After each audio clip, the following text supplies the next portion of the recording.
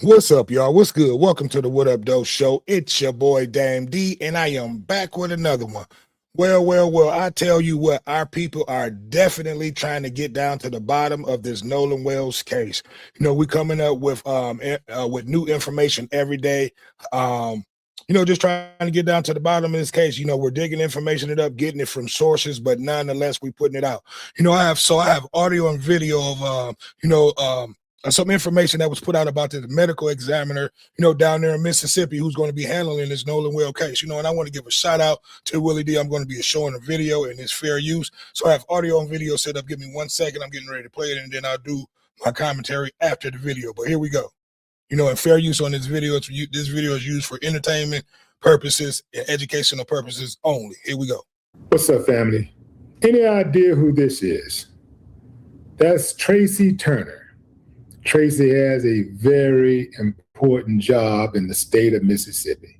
Dr. Tracy Turner. Tracy has faced significant public scrutiny for mislabeling causes of death in high-profile cases, specifically those involving Black people. Tracy, it appears, has never met a case where a Black person was killed or died, and she thought it was a homicide. Every time, well, it seems to be every time that Tracy finds a Black person on the slab in her office, that somehow, some way, it was an accident or a suicide, never a homicide, especially in regards to the police. That is what I'm really getting at here. Police and suspicious deaths involving white people. When the suspect is white, or the person suspected of doing something is white. Yeah. I wonder why. What's the story behind all of this? You need some proof? Okay. I present to you Exhibit A. This, as you know, is Nolan Wells. Stacy is the chief medical examiner overseeing Nolan's autopsy. Yeah, and there ain't a lot of people who is confident in her ability to be truthful. Yeah. In fact, Stacy immediately ruled Nolan's death a drowning. The family didn't buy it. They were like, no, that was too quick, way too quick. How did you know it was a drowning? Did you even conduct a thorough autopsy? Has there been a thorough investigation? The family is not buying it. But then you have Trey Reed. Trey Reed, remember, was the Delta University student, the Delta State University student, who allegedly hung himself under suspicious circumstances. They get the body and they find the body all bruised up and everything. But Stacy ruled his death a suicide. Immediately ruled it a suicide also. Stacy just didn't see any evidence of foul play, although Trey Reed's body was bruised and battered. And then you have Damian Cameron. Oh, man. So once again, Stacy just couldn't find it in her heart to give the family the justice they were looking for, or the answers that they were looking for. So let me bring you up to speed on Damian's death. Damian was a 29-year-old Black man. He died after a violent encounter with Rankin County Sheriff's deputies. Witnesses and his family stated that the deputies knelt on his back and neck for over 10 minutes.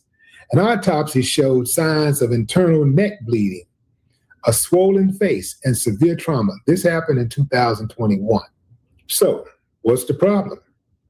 Dr. Turner ruled the cause and manner of death as undetermined, citing a lack of access to information. But the backlash came because the media investigations by New York Times and Mississippi Today revealed that 3 national independent pathologists reviewed the case and concluded the death should have been ruled a homicide. Her undetermined ruling effectively stalled criminal investigations into the deputies at the state level, though a civil suit was revived by an appeals court. And then you have this youngster right here. Shannon Wilson's case is cold-blooded.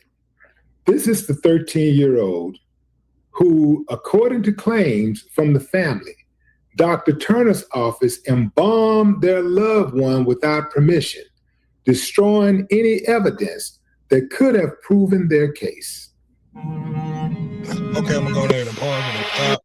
You know, so what this means, in my opinion, and what Willie D is trying to break down and you know, elaborate is it's a lot of crookedness and shadiness and misleadingness that's going on down in Mississippi with these examines, you know, especially when it's due to, you know, black deaths in these high profile cases, when it's white suspects that's dealing with that, you know. So at the end of the day, man, this medical examiner, you know, she's already has been under scrutiny when dealing and misleading and mislabeling, you know, homicide cases. You know, that's why we get a lot of you know, accidental drownings, a lot of you know, suicide cases, you know, and things like that, you know, when it's dealing with black deaths, you know what I mean? So at the end of the day, you know, this, and what this means to me, in my opinion, this is probably you know, a practice that's used throughout the country, you know, at all medical examiners when it's dealing with black deaths that, you know, when they have white suspects that's at hand,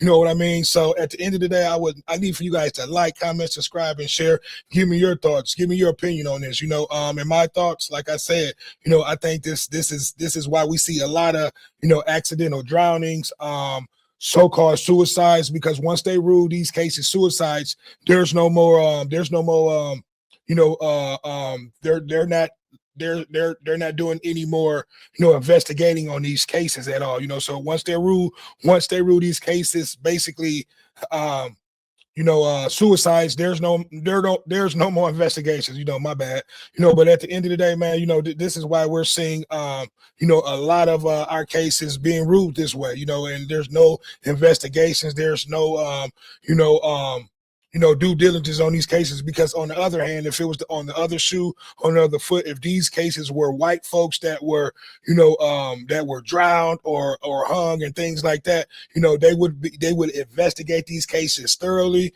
You know, there would be a lot of charges brought up, you know, upon a lot of people, especially these so-called friends, you know, because they know what happened to this young man. They're hiding the evidence, you know. They have mothers that's judges that's being involved, you know. That's why a lot of these so-called friends are not speaking up or not talking. But I would love to hear you guys' thoughts. I would love to hear you guys' opinion on this. You know, like I said, our people are doing their due diligence, trying to dig up this information and putting it out for you guys to judge, you know. And that way we can put, you know, some pressure on these guys and hold these guys responsible, bring these guys, you know, responsible. We want to hear some you know, we want to hear from these guys. We want to hear some we want to hear these guys being interrogated, you know, and see where this leads us, you know. So at the end of the day, like I said, leave your comments, leave your thoughts. I would love to hear your thoughts on this. It's another one. It's your boy Dame D, and I am out. Peace.